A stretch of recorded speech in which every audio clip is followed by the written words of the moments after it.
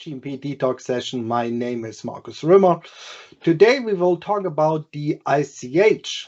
So I shared my screen like I did it before, in all GMP Detox sessions.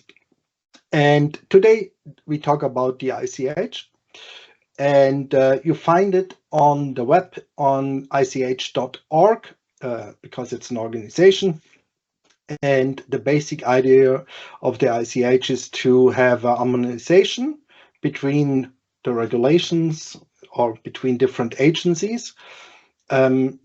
Basically, this is a good starting point if you want to accept as an agency also the results or the inspections of other agencies. So if you would meet an investigator in the US FDA or a European inspector or someone from Japan, and you would talk about quality risk management, they would have all the same understanding of that. And this kind of harmonization is absolutely great. And so if you go on the website, on the mission website, ICH mission is to achieve greater harmonization, which only makes sense because we all work together. So you can also here visit the website, having a few, for example, on the history. It was formerly named as the International Conference on Harmonization. That was changed in 2015, International Council for Harmonization. I find it sometimes funny if you review SOPs or site master files that you will still find the term from 2015, the International Conference on Harmonization. Nowadays, you should call it the International Council for Harmonization. What is also interesting, when it was founded in 1990, the idea was developed during a WHO conference on drug regulatory authorities in Paris. So it's always good to have a collaboration platform.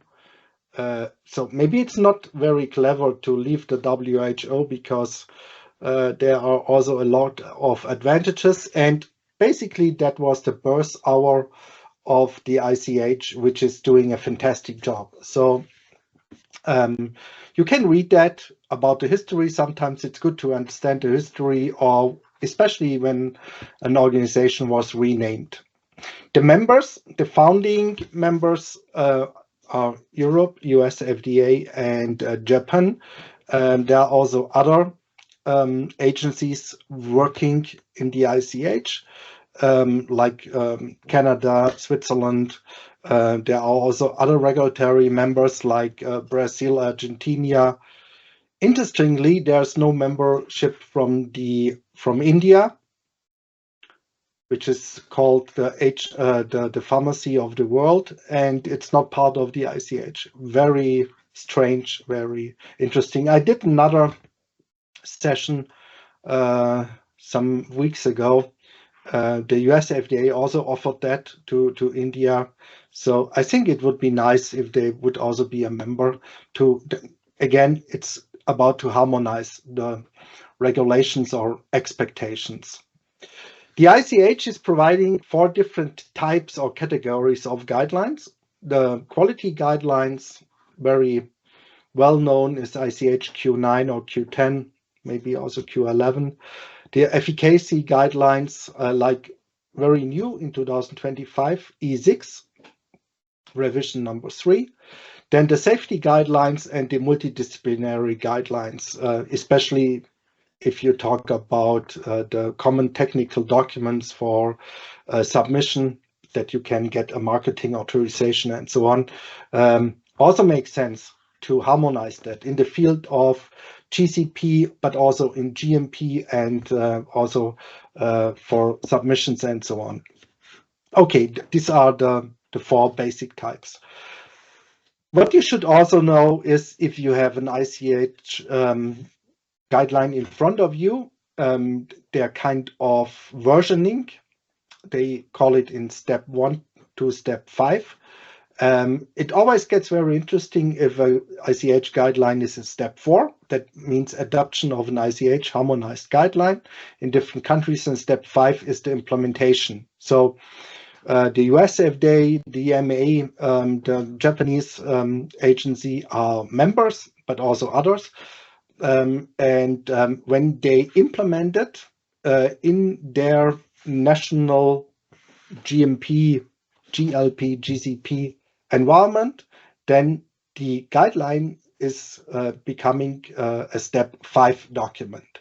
So anything below step 3 or so is more or less for review. There's no need to implement these. And the ICH is not a legally binding kind of organization of a country or something like this, they just develop it together and then they bring it back into the national regulations and in the national legal framework in different ways. US FDA is unfortunately only putting it as guidance for industry, non-binding recommendations.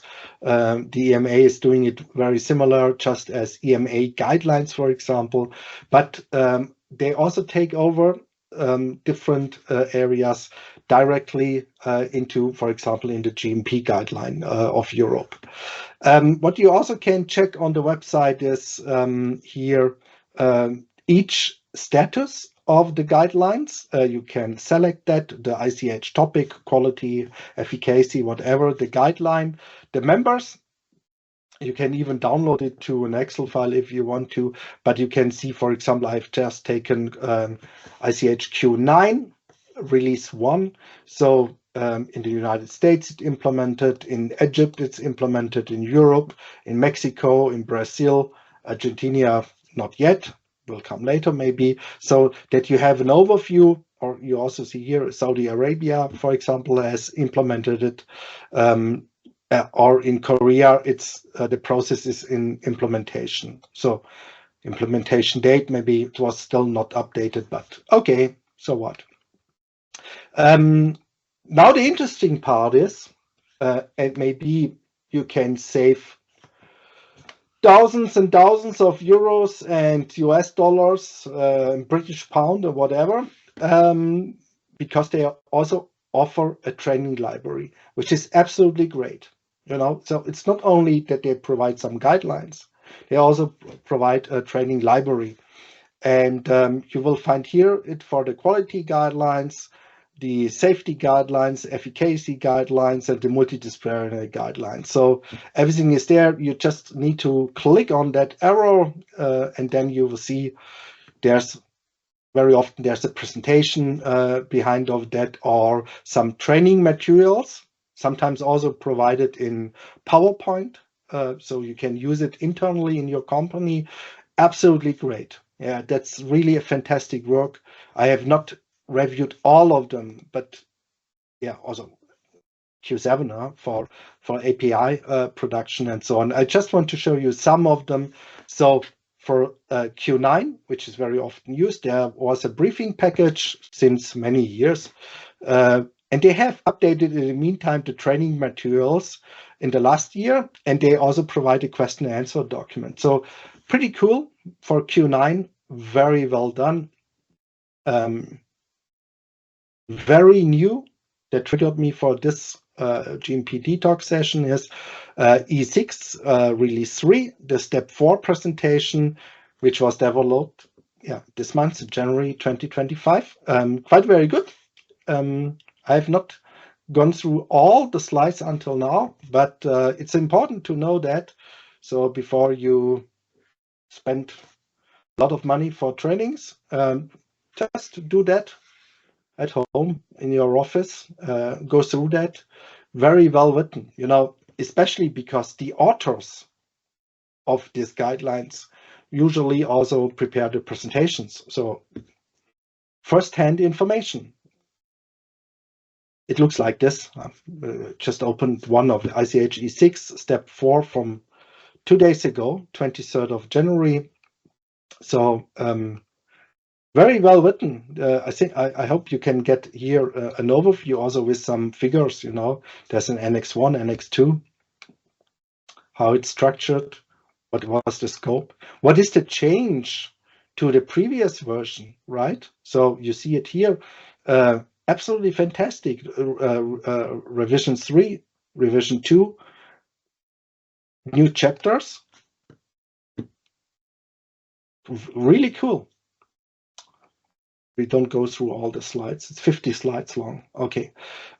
Or also for Q3, also very nice. I also opened that. Pretty much up to date from May 2022, if you think about elemental impurities. So that was the session about ICH. Great stuff.